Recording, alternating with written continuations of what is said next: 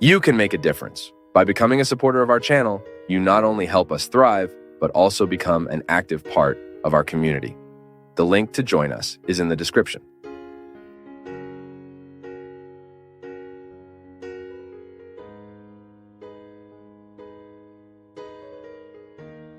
What do we need to be happy?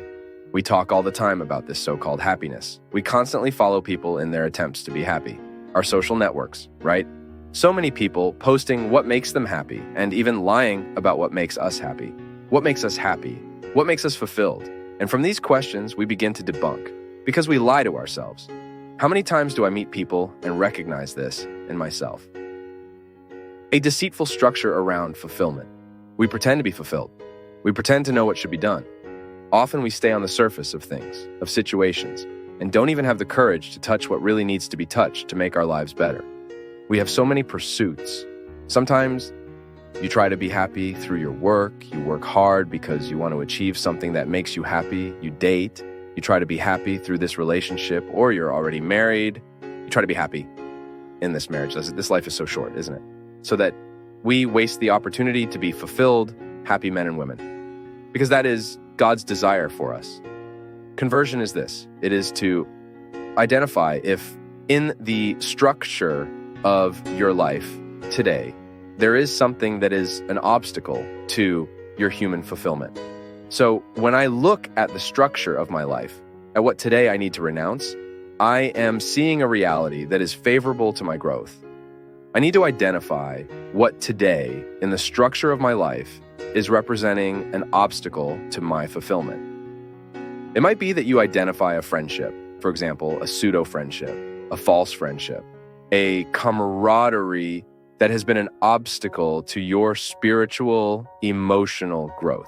So we need to constantly articulate the reality that surrounds us. I like to call this our environments. And from these environments, we seek, honestly, to be in the place we should really be. I think every human being, even if not very conscious of this, is always trying to be happy, even when they make mistakes. Even when we make mistakes, we are somehow trying to be happy. You might be under the influence of someone who does not wish you well, who is addicting you to something that destroys you, or who is taking you out of a context of fidelity to yourself. Yes, we can often become addicted to people who do us harm. And suddenly, the enemy starts undermining our courage, our willingness, and we stray from the path that God wants for us. I repeat that it is a path of fulfillment, a path of happiness. God does not want our suffering. We suffer because we are human. It is part of our condition, but it is very petty to think that God is sending those sufferings to us. No, He doesn't need to send them. Sufferings are there in the path of everyone who wants to live well.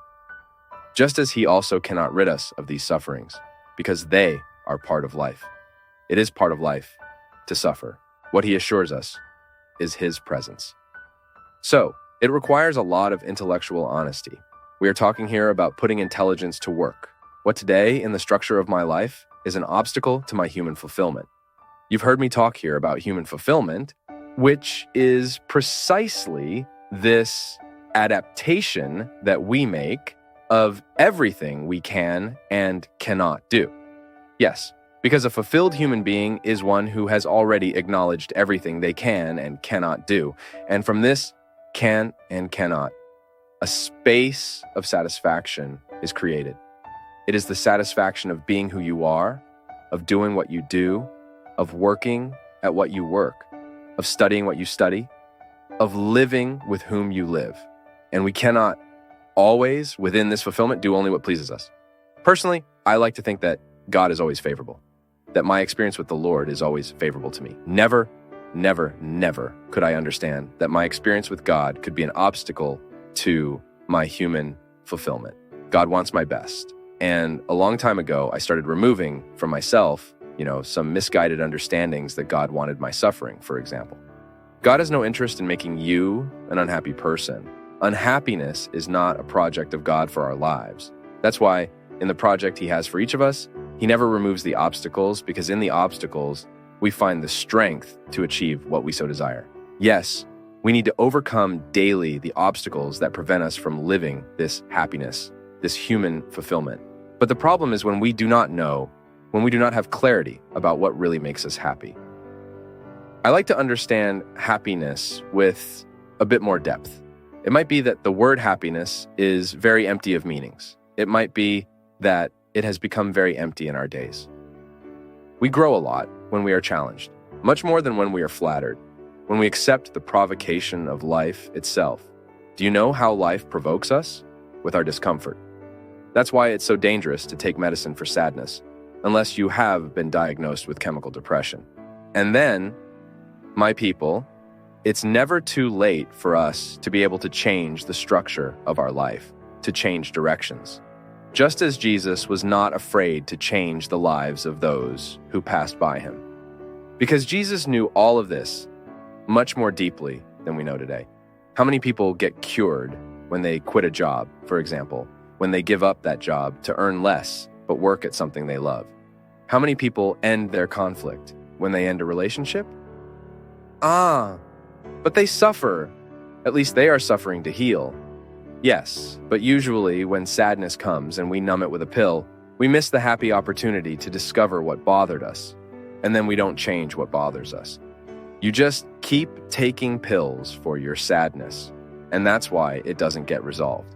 You just keep pushing the conflict forward, when in fact what would solve it and eliminate the need for the pill is confrontation, a change of pieces on the board. How many people resolve their sadness, their anguish, when they are able to put people in the right places? When you shield your heart so that it is not the target of someone else's lack of love? How many people improve, heal, when they are able to drop out of college and say, "This is not what I want for myself"? I remember once I met a girl who was studying to please her mother, and she told me that. She had the courage to say. I asked her, "What do you study?" She said, "Architecture." And, "Do you like architecture?" She said, "No. I'm doing it because my mother wants me to." I found that very cruel. Doing the opposite of what you intend to please your mother. Something is wrong in that relationship.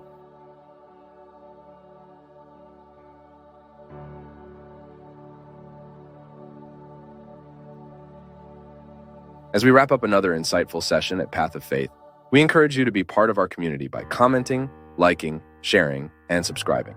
Together, let's spread the light of faith far and wide.